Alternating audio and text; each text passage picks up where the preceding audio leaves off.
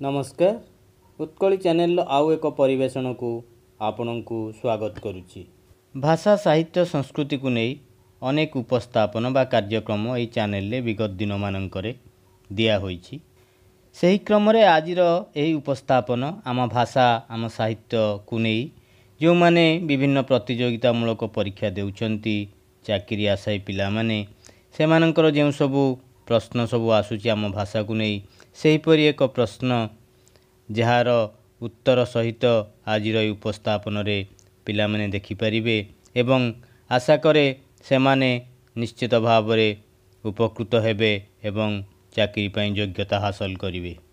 एही सबु शब्द गुड़िक आम भाषा रे बहुल भाव रे प्रचलित हुए मात्र आमे जानुना ए शब्द गुड़िक ठीक किंबा गोटे भूल को आमे बारंबार प्रचलन करुछंती। आम भाषा एक शास्त्रीय मान्यता प्राप्त भाषा आ अल्प दिन पर आमर शास्त्रीय मान्यता दिवस आमे पालन करिबा तेणु आम भाषार ठीक प्रचार प्रसार पाई आमे सर्वदा चेष्टा करिबा उचित। परदा उपरे किछि शब्द दिया जाइछि जेमिति कि क्षुर्ण अक्षुर्ण ओतःप्रोत उज्ज्वलमय अपुत्रिक एमती भी प्रश्न आसीपारे। यही शब्द गुड़िक मध्यरु केउं शब्द गुड़िक ठीक भाव में लिखा जाइछि बा केउंटी शब्दर ठीक रूप सेही विषय आज आलोचना। आपण माने परदा उपरे देखुचंती गोटे शब्द लिखा जाइछि अक्षुर्ण।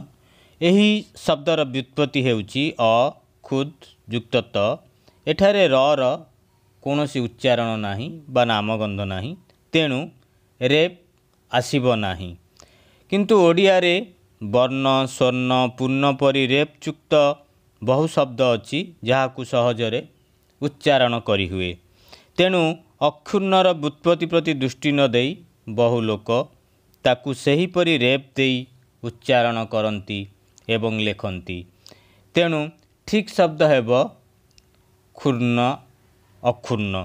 सेहीपरि विषण्ण लेखिबारे मध्य अनेक भूल करती तेणुकरी क्षुण्ण अक्षुण्ण न लेखि बा न कही क्षुण्ण अक्षुण्ण यह बिना रेफ्रे लेखिले ताहा ही हेब यही दुईटी शब्दर ठीक रूप।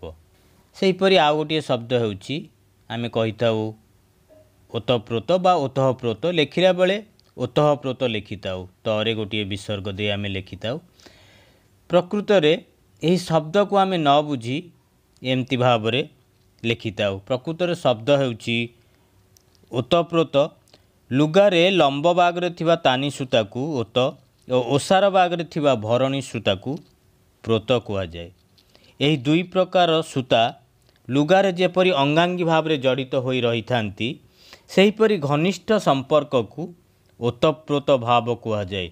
एही शब्द मझिरे विसर्ग रहिब नाही बा विसर्ग देले ताहा भूल तेणु आमे ओतःप्रोत न कही बा न लेखि ओतप्रोत लेखिले यह हेब यही शब्दर ठीक रूप तेणु बिना विसर्गरे आमे लेखिबा बा कहिबा ओतप्रोत।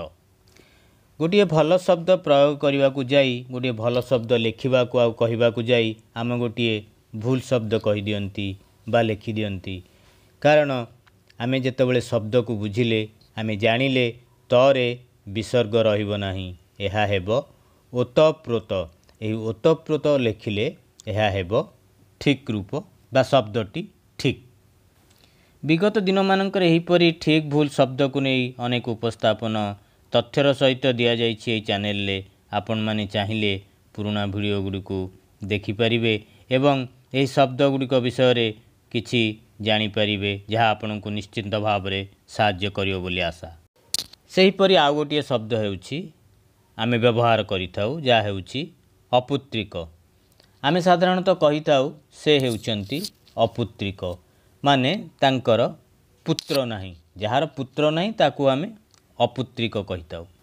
प्रकृत रे पुत्रक शब्दर अर्थ पुत्रवान जे पुत्रक नुहे से हेउछि अपुत्रक एठारे अपुत्रिक लेखिले ताहा भूल हेब तेणु करी जार पुत्र नाही ताकू आमे कहि परिबा अपुत्रक अपुत्रिक कहिले ताहा हेब भूल बा एई शब्दर ताहा हेब भूल रूप। तापरे आ गोटे शब्द आम देखा जहाँ हेउची उज्जवलमय। आम साधारणतः कही तार उज्जवलमय भविष्य आम कामना करुचु। से पिलाटीर भविष्य उज्जवलमय। प्रकृत में यह ठीक कि भूल से विषय आलोचना करवा। आम धरी नहीं था उज्जवलमय ही यही शब्दर बा गोटे शुद्ध शब्द, एथिरे कौनसी भूल नाही बा व्यतिक्रम नाही। प्रकृत में शब्दटी हेब उज्ज्वल।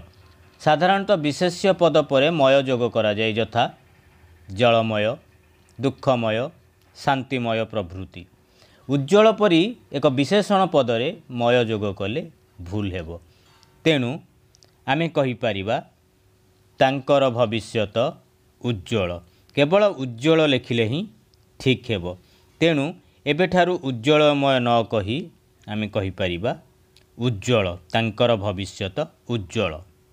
आज जो शब्दगुड़िक आम सब आलोचना कले से शब्दगुड़िकर शुद्ध रूप देखुंत क्षुण्ण, अक्षुण्ण, ओतप्रोत माने तरे कौन विसर्ग नाही, अपुत्रक अपुत्रिक नुहे, उज्ज्वलमय न लेखि उज्ज्वल। यह हेउची ए शब्दगुड़िकर ठीक रूप। जदि यही उपस्थापनटी आपण मानक भल लगी थाए तेबे चैनल को लाइक, शेयर, सब्सक्राइब करंतु। धन्यवाद। वंदे उत्कल जननी। आजिर दिनटी आपण मानक पई मंगलमय हेउ।